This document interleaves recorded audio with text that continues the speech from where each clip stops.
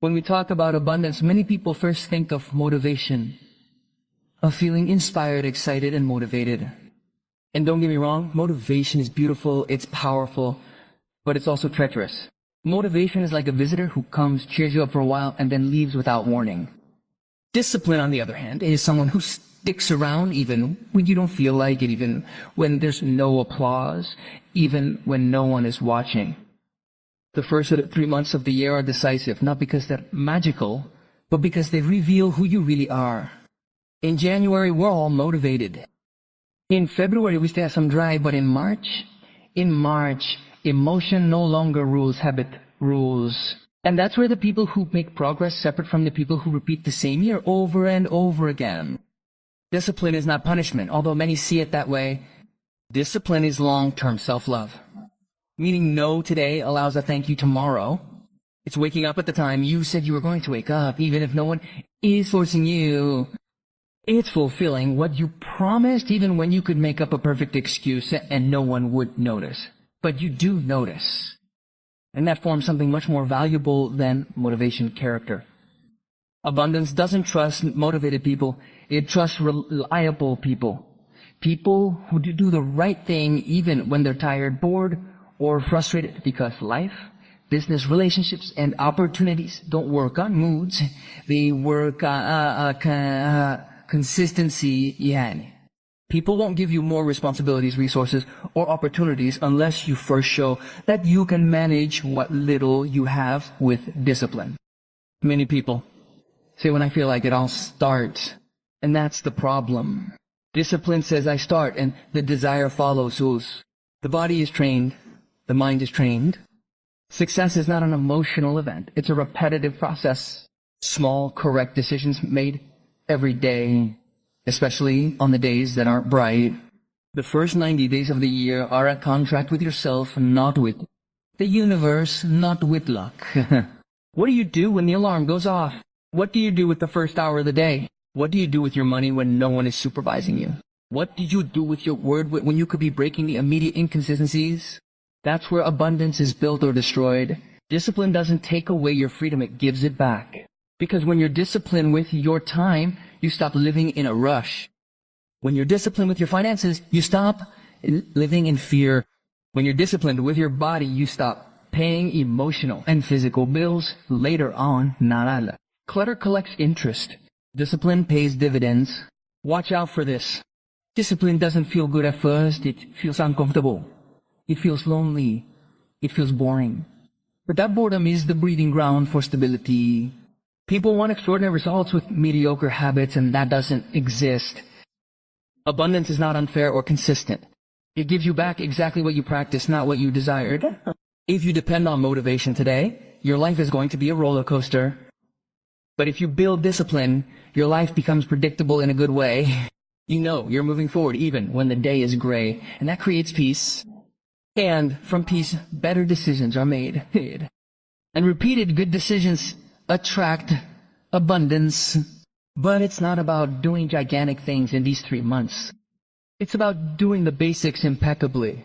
Sleeping when you said you were going to sleep, working when you said you were going to work, delivering when you said you were going to deliver. Discipline doesn't promise you instant applause, but it does promise you self-respect. And self-respect is the strongest magnet for abundance. Because in the end, the question isn't whether 2026 is going to be any different. The question is whether you're going to be disciplined enough to deserve that. Now, if discipline is the foundation, the inevitable next step is order, because you can't sustain discipline in the midst of chaos. Many people want mental clarity, emotional peace, and financial abundance, but they live surrounded by clutter. And clutter isn't just visual, it's mental, it's emotional, and it's financial. Order is not an obsession with perfection, it is a strategy to free up energy. Your surroundings say more about you than you can imagine. The place where you sleep, where you work, where you keep your money, where you leave your pending tasks, all of this silently influences your decisions. A messy space steals your focus without you realizing it. It tires you out before you even start. It makes you feel like you are always behind, even if you don't know exactly what. Decluttering is not wasting time, it is gaining it. When you know where everything is, your mind stops searching, worrying, improvising. And that freed up mental energy turns into creativity, clarity, and better decisions. Abundance needs space to enter. It doesn't enter where everything is saturated, accumulated, or abandoned. Many people say they don't have time to tidy up. But the truth is that disorder is stealing their time every day.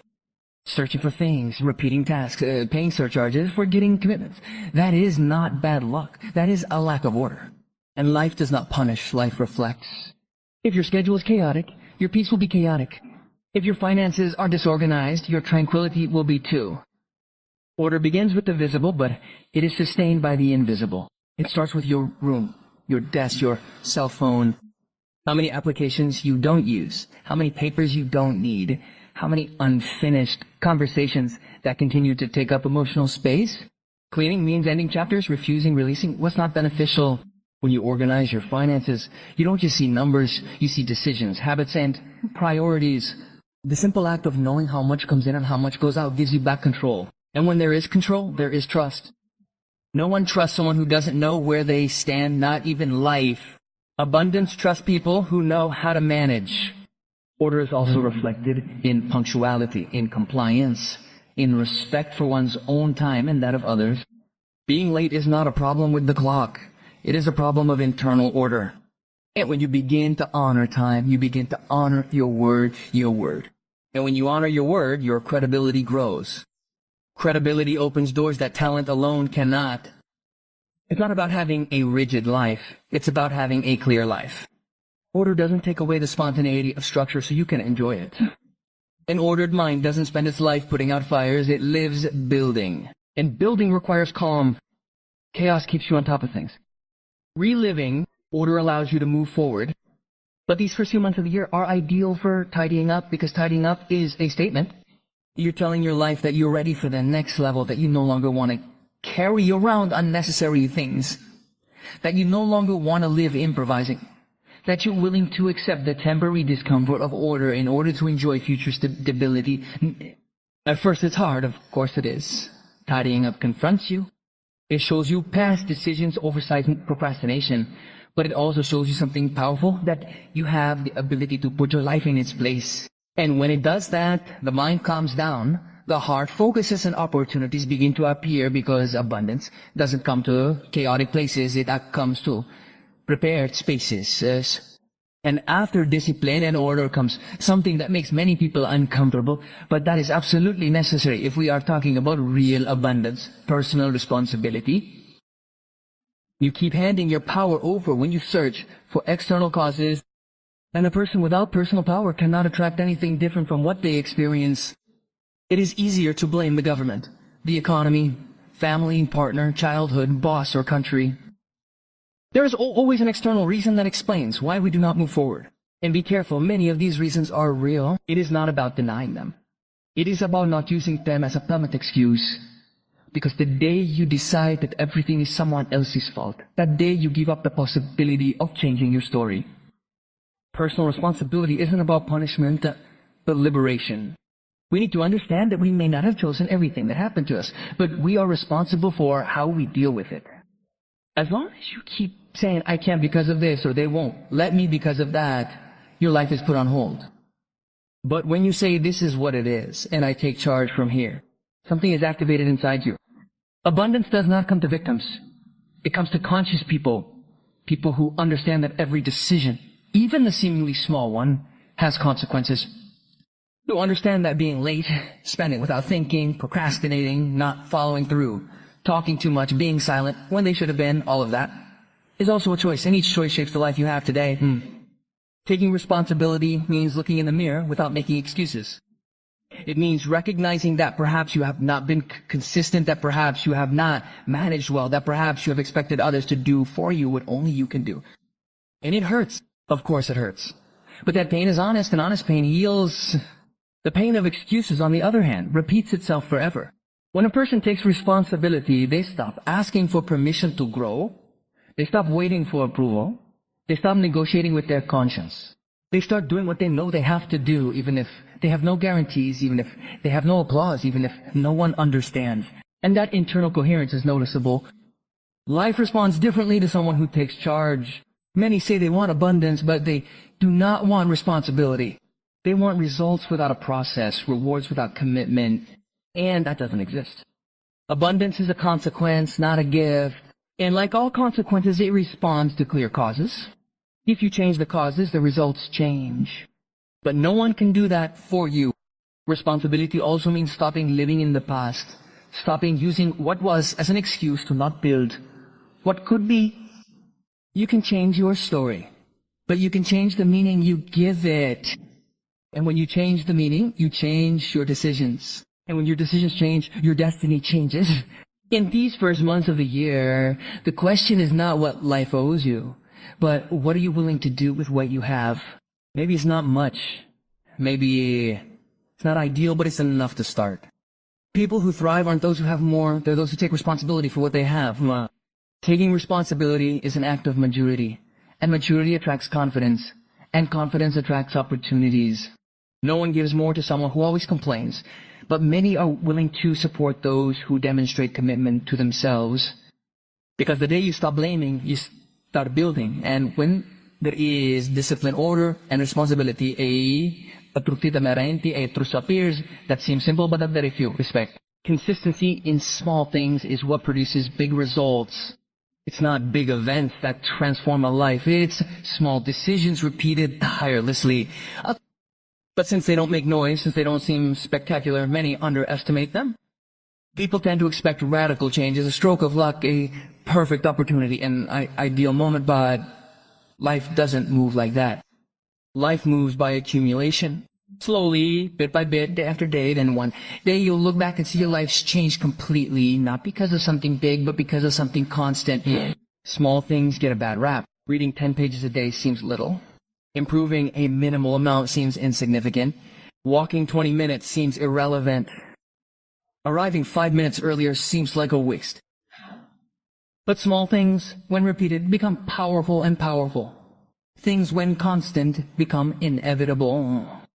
Consistency is not intensity, it's fidelity. It's showing up even when you don't see results. It's following through even when no one congratulates you. It's doing the right thing even when progress is slow. And that's where many give up because they want immediate evidence that it's worth it. But life doesn't work on quick tests. It works on trusting the process. The first 3 months of the year are key for this because that's when the rhythm is sown. It's not about doing a lot, it's about doing the same thing every day, at the same time, with the same commitment, because the body learns, the mind adapts, and discipline becomes natural. What's hard today flows tomorrow. Abundance doesn't respond to peaks of effort, it responds to patterns. And patterns are formed with simple habits. Eating better most days, not just when you feel guilty. Working with focus most hours, not just when you're inspired. Minding your words most of the time, not just when it suits you. See, many people start strong and tire quickly. Others advance slowly, but they don't stop. And those are the ones who get there. Because consistency is silent, but it's steadfast. It requires no advertising, no comparison. It simply continues. And there's something important. Consistency also builds identity. Every time you accomplish something small, you're telling your mind, I am a person who accomplishes. And that internal image changes the way you decide. You no longer act from doubt, you act from coherence. And coherence generates respect, first internally, then externally. Don't underestimate the power of the basics done well. Sleeping well, eating better, moving a little, learning something, saving something, sticking to schedules. Those don't sell books, they don't fill auditoriums, but they build solid lives. And abundance feels more comfortable in solid lives than in intense but unstable lives. There will be days when you don't feel like it. There will be days when it seems like nothing is progressing. But every day you complete something, however small, you're laying a brick and brick. And bricks aren't applauded when they're laid. They're admired when the building is finished because in the end it's not the one who does more who wins. It's the one who doesn't stop. And when a person is disciplined, lives with order, assumes responsibility, and is consistent in the small things, something almost inevitable happens. They begin to understand that abundance does not come by chasing it. It comes when you make yourself useful, because life does not reward intention, it rewards contribution. And this is where many get confused because they believe that abundance is only receiving when in reality it is a consequence of knowing how to give. We live in a culture that asks first, what do I gain? And very rarely asks, who am I helping? But the reality is clear. Money, opportunities, and growth always follow value, and value appears when you serve, when you solve problems, when you do your job well, even if no one is watching. The service mentality is not servility. It is not letting others walk all over you. It is excellence. It is doing things with dignity, with commitment, with pride. It is understanding that each task, no matter how small it may seem, is an opportunity to build reputation. And reputation is a silent currency that opens doors that talent alone cannot open. There are people who do the minimum and expect the maximum. They deliver half-heartedly, arrive late, deliver incompletely, justify mistakes, and then wonder why they don't prosper. It's not bad luck. It's inconsistency. Life trusts more in those who do well with what they have today than in those who dream of what they can't yet handle. To serve is to pay attention, listen well, comply well, respond well, treat well, solve well. Not because they pay you more, but because that's who you are. And when that attitude becomes constant, something begins to change. People remember you, recommend you, seek you out. And that's where real abundance begins, the kind that doesn't depend on luck, but on trust. Many want abundance, but they don't want to bother. They aren't willing to try a little harder. They won't do that extra. Nobody demands. But that extra effort is precisely what differentiates the ordinary from the valuable. The world is full of people who do enough. It will always need those who do a little better. And be careful with this. To serve is not to think small. It's to think about impact. You can serve effectively from anywhere, in any role, at any stage of your life. The one who cleans well, the one who teaches well, the one who sells with enthusiasm, the one who leads with integrity serves. The problem is not the work, it is the attitude with which it is done. Abundance does not come when you ask, what is my turn? It comes when you ask yourself, how can I do it better? That question changes everything. It changes your focus, it changes your energy. It changes your results. Because life responds to who becomes necessary, not to who feels indispensable without having proven it. And something very important, when you serve, you also transform yourself. You become more humble, more attentive, more aware. You begin to see opportunities where before you only saw obligations, and that perspective positions you differently. Abundance is not arrogant, it is grateful. It is not noisy, it is constant. It is not selfish, it is expansive. In these first months of the year, ask yourself honestly, who am I helping with what I do? What problem am I solving? What value am I contributing more than what is required of me? Not to please, but to grow well. Because when you focus on serving, the reward comes on its own time, in the right way, because in the end, abundance always follows those who become a blessing to others. And after all of the above, we come to the deepest point of all, the one that sustains identity for others. Because no matter how much you do, if you don't know who you're being, sooner or later, you'll sabotage yourself. Abundance doesn't follow what you say you want. It follows who you consistently are. Many people focus on results. They want more money, more opportunities, more recognition, more stability. But few stop to ask themselves who they need to become to sustain what they desire. And that's where the breakdown comes in. Because results come and go, but identity remains, and you always act in coherence with the image you have of yourself. If deep down you see yourself as someone disorganized, irresponsible, or inconsistent, no matter how hard you try to change your habits, sooner or later, you'll be back to what you know. Not because you lack layers, but because your identity hasn't been updated. That's why real change doesn't start with goals. It starts with internal decisions. Starting today, I am a person who follows through. I am a disciplined person. I am a trustworthy person. Seeing every habit you practice in these first few months of the year doesn't just produce an external result, it produces an internal evidence. Every time you do the right thing, even when no one is watching.